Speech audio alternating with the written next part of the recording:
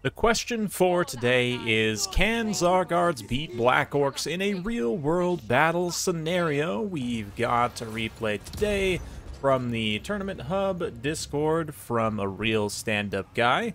Under Hood Calling Me Baby I pull up, which I'm sure is some kind of song lyric or something, I'm not really sure. Anyway, Kislev versus Greenskins. I feel like this is one of those matchups where you see it relatively often because, for whatever reason, these factions seem to have a relatively even matchup.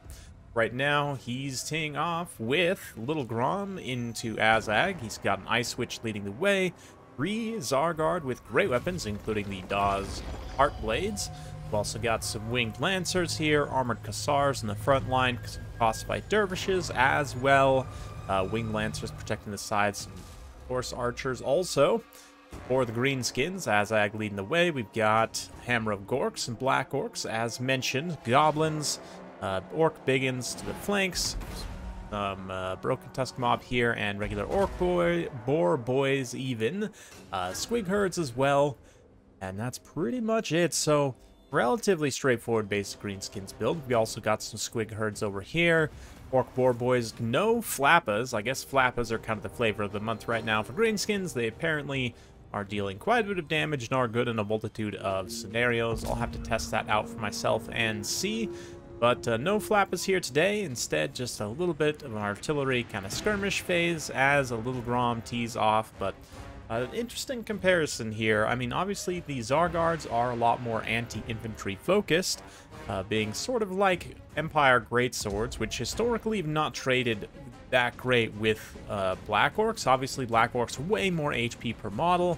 They actually have the same model count, which is interesting, but Black Orcs a significant amount more HP, which in and of itself is pretty impactful. Combat stats are relatively close in terms of attack defense. Of course, Greenskins are going to be often juiced up with WA and whatnot, so that attack profile will be slightly higher. Higher charge bonus, or same charge bonus actually, which is interesting to me. No, I was going to say, no, that can't be right. Yeah, Black Orcs are higher. They've got higher weapon strength as well, immune to psychology. That being said, though, the Zargard do have Buy Our Blood and just excellent leadership overall. So even though the Black Orcs have fewer immune to psychology, I would still give the overall leadership advantage to the Zargard, especially in a 1v1. But anyway, the Boar Boy is going to get engaged with some Horse Archers here, draw in the Winged Lancers.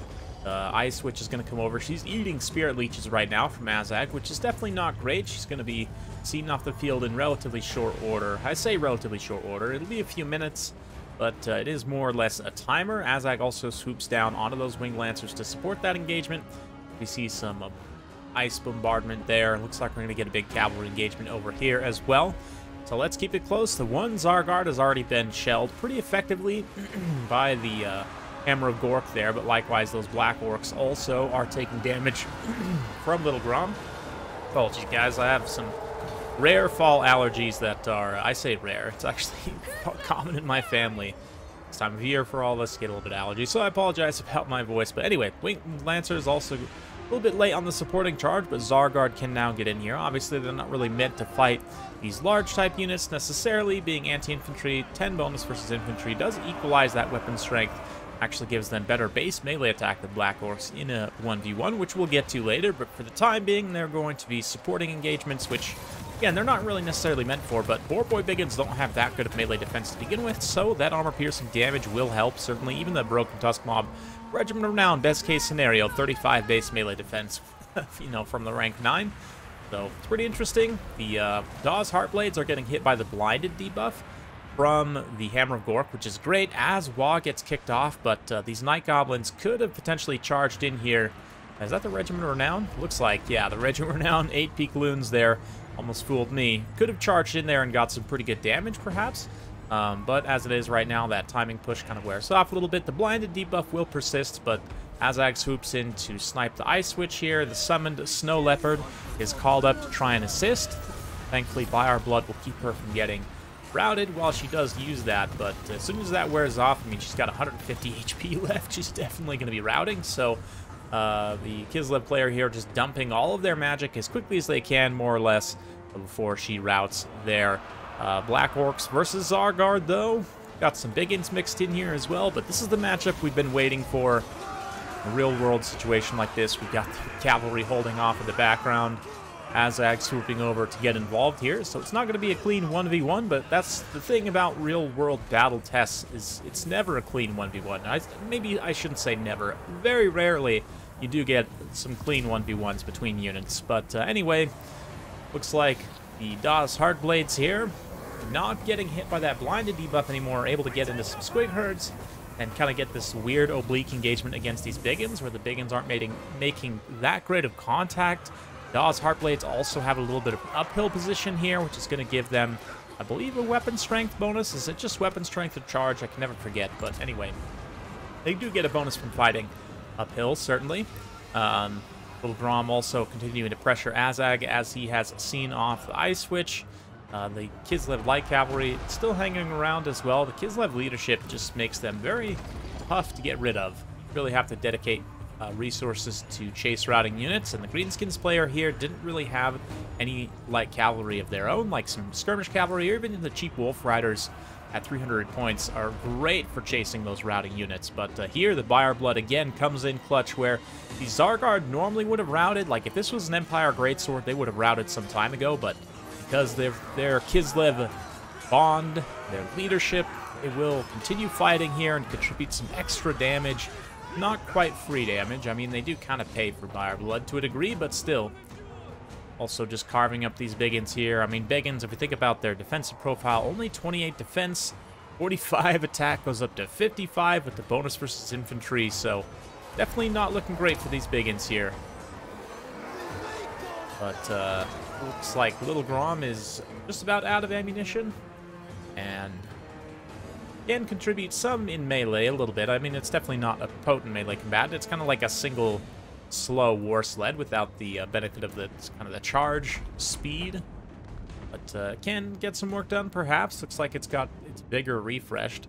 I'm not sure. I must have missed when the Dawes Heartblades used their vigor refresh that they come with as their other Regiment of Renowned ability on top of the fire resistance, which isn't super applicable here, but there you go. Yeah, we'll see. They're going to continue to hold out here. Balance of power not looking great for Kislev, though, as the Orc War Boys clean up some of these routing units. Actually, wow, the Dervishes just got a really nice charge there. I mean, I guess it does make sense. Stat-wise, these units are pretty close. Armor, I would have thought, for the Boar Boys would have helped them out there, but I guess not. Maybe they didn't get that good of a charge animation. I'm not really sure. But anyway, finally, the Hammer of Gork is going to try and keep hitting the Heartblades, which probably should have been pressuring it the whole time, to be honest, but we'll see if the Goblins can make sufficient contact there. It looks like the 8-peak Loons also being unleashed through the center to do a little bit of extra damage, but those Dawes Heartblades, man, 125 kills, a lot of those coming against relatively expensive Orc infantry, so let's see here. Oof, nice friendly fire from the Hammer of Gork there. Won't apply its blinded debuff on contacts to the Night Goblins, but it looks like it's not actually hitting the Dawes Heartblades either, and they've only got a couple more volleys there to actually keep that debuff active, so let's see. I'm going to keep the stat card for the Dawes Heartblades up as they take those shots. Biggins come through to try and get at Little Grom, but it does cause fear, and their leadership's pretty low already. That might not stick around for too long in that engagement, but a handful of Black Orcs do remain. Got some more Goblins over here. This other unit of Zargard, looks like, yeah, they're trying to, the Hammer of Gork, rather, is trying to hit them. It looks like it does actually hit them, but again, that blinded debuff, I don't know. Maybe you just save the ammunition. Like, if I were in the Greenskins player's position, save the ammunition, wait for the Black Orcs to get close, and then hit the Dawes Heartblades with that blinded debuff as the Black Orcs charge in. You might be able to finish them off, and then hopefully grind down Little Grom with a good surround here. But as it is right now, Little Grom is going to take out a few more of those Black Orcs. It's got one more shot left, so let's get in close. Yeah, I got to do the Ultra Cinematic Cam. There we go. Final engagement between these two armies, just slugging it out in the, I forget the name of this map, the Lost Crater, whatever it is. Anyway, Dawes Heartblades get in and fight. Their leadership doing great, still 40 leadership, whereas these Black Orcs are very not great in terms of their leadership. They're getting attacked by Little Grom, which obviously Immune Psychology protects against the fear, but still, leadership debuff of having lost their lord. I believe Azag did actually die. I mean, I guess we can actually check here if we look. Yeah. No, it looks like Azag must have fled and survived because I don't see the Lord Dead leadership debuff. Anyway, Greenskins are all going to chain route once the other unit of Zargard gets into combat. So there you go. Big thanks to a real stand-up guy for posting this one. And it's a fun one for sure. Kislev, you know, they have a decent matchup, like I said, against the Greenskins. It is a matchup I think I see relatively often, but it's very interesting. Little Grom's definitely tough to deal with for a lot of factions and can be very good in land battles, especially like here where it was able to use all of its ammunition, be off on some great targets. But I'm very impressed with how the Zargard did. When I saw this initially, I thought, you know, that's a lot of armor piercing, anti-infantry, potential, you know, buffed up Black Orcs and whatnot, even like a rogue Fate of Buna, which I didn't actually check to see if Azag had, but there you go, it's possible. I didn't think that they would survive very well, but they actually did pretty decently here, all things considered. And the leadership is really, I think, the thing that stood out to me most in comparison to Black Orcs. Like previously in Warhammer 2, for a longest time, I thought Black Orcs were the best Great Weapon Infantry, and I do think they've lost their crown somewhat in Warhammer 3. I need to really drill down and see what I think about that. Not that I think that Zargard are the best by any means, but that leadership and the Buy Our Blood passive can be situationally very, very strong in situations are situational, obviously, and when it can be effective, it definitely is. Anyway, that's it for me for today. Hopefully you guys enjoyed that. I'll just quickly run through the other values here. A lot of stuff for Kislev isn't quite cost-effective, but some of the armored Cossars do a reasonable job. A lot of the cavalry is okay as well. The horse archers pay for themselves, which is nice to see. I definitely like the pick of these guys against the Greenskins. The Greenskins themselves needed a little bit more skirmish cavalry, or just light cavalry in general, I think. Broken Tusk Mob, I like the idea of them, especially to counteract like bear chariots, but I just don't know that they're going to be very effective at that, so probably switch up this composition a little bit. Azag 2 Black Orcs is a good place to start. Biggins also kind of faced a tough challenge there, but 8 Peak Loon's going to mostly be cost effective if you use them well.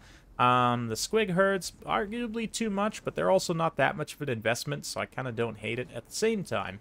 But let me know what you guys think in the comments down below. Hopefully you enjoyed this. If you like this sort of content, be sure to like, subscribe, hit that bell notification.